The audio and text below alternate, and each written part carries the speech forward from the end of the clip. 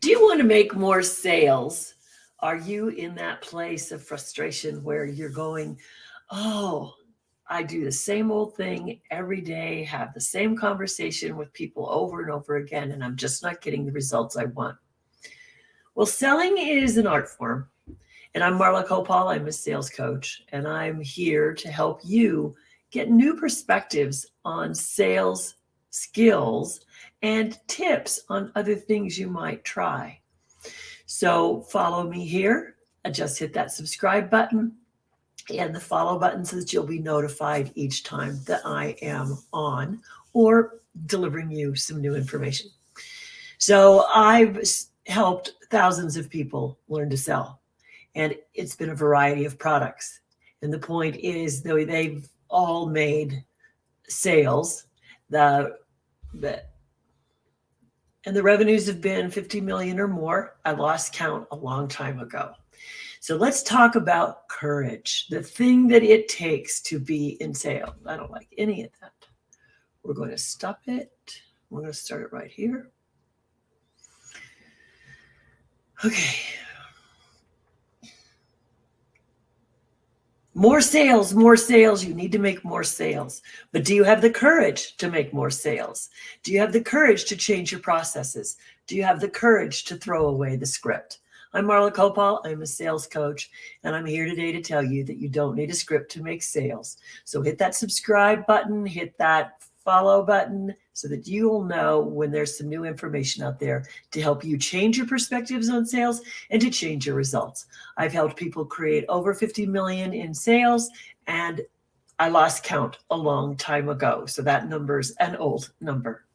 So let's talk about what it takes to really make the sales that you want to make. First of all, it's going to take courage. Well, what's involved with courage? It's not like you're going into battle like the old sales trainings showed you. They make you get all prepared for objections. I don't want you to prepare for objections. I want you to prepare for a conversation. I want you to have the courage to know that if you are open-minded, that you will get through any sales conversation you have.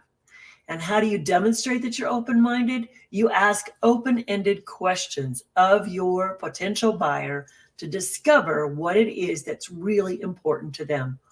What is their sales narrative? You know, they come with a lot of history. They come with the history of their past buying experiences. They already have an opinion of you, even though you are not the people they've talked to before.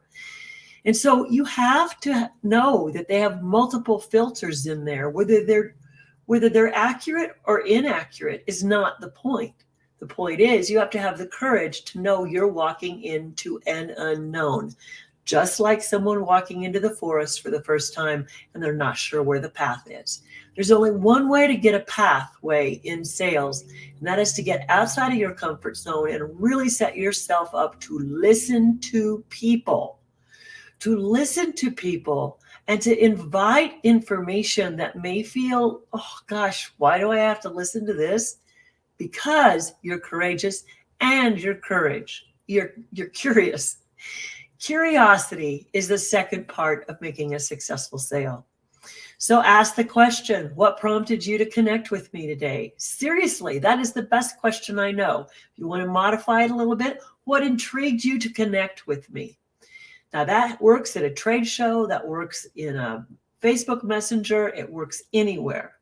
But when you are in a position to sell and present your product, be sure to give the potential buyer the floor first. And you do that with open-ended questions.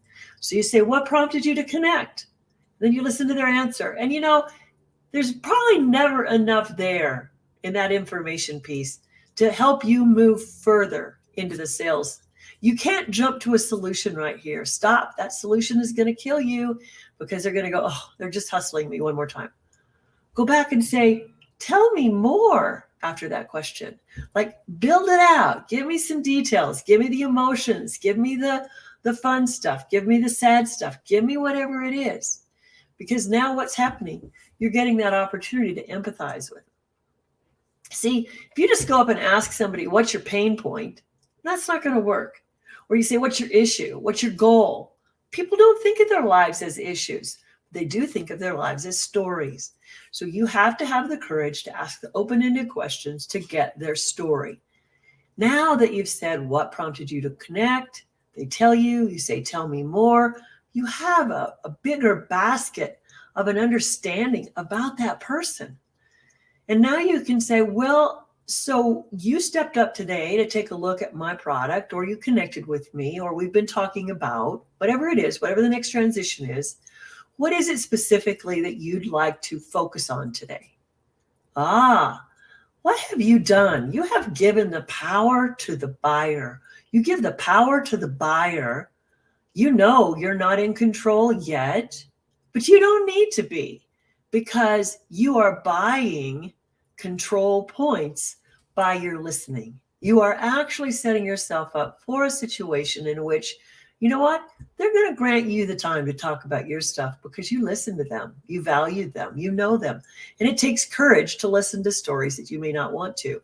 This is why you've got to have the open mind to step out of that comfort zone and listen to people longer. There's no time frame on a sales conversation. There's no time that you should be done by. You're building a relationship that you want to last, not only for this sale, but for future sales. So what does it matter if you spend 5 minutes investing in a buyer at the first of the conversation, allowing them to tell the story with a few of your open-ended question prompts? That takes courage. That is outside of most of your comfort zones. And I invite you to do that. So there's more, but what I want to say is, to summarize for you, after those questions, you're going to hear all the things that you want to point out about your products, and you're not going to add anything extra. You're going to come in. So it sounds like you might like to look at, would you mind if I shared? You do a summary question. Let them know they've been heard. Again, buyers need to know they've been heard. And when that happens, then you're into the next part of the conversation where you can do your demonstration, do some selections, let them make some more choices, and then you don't have objections at the end. Objections are because you did not have the courage to ask open-ended questions at the beginning. So step out of that comfort zone, ask those open-ended questions, be willing to listen, and have the courage to do more in sales, because you have the courage to let your buyer tell their narrative.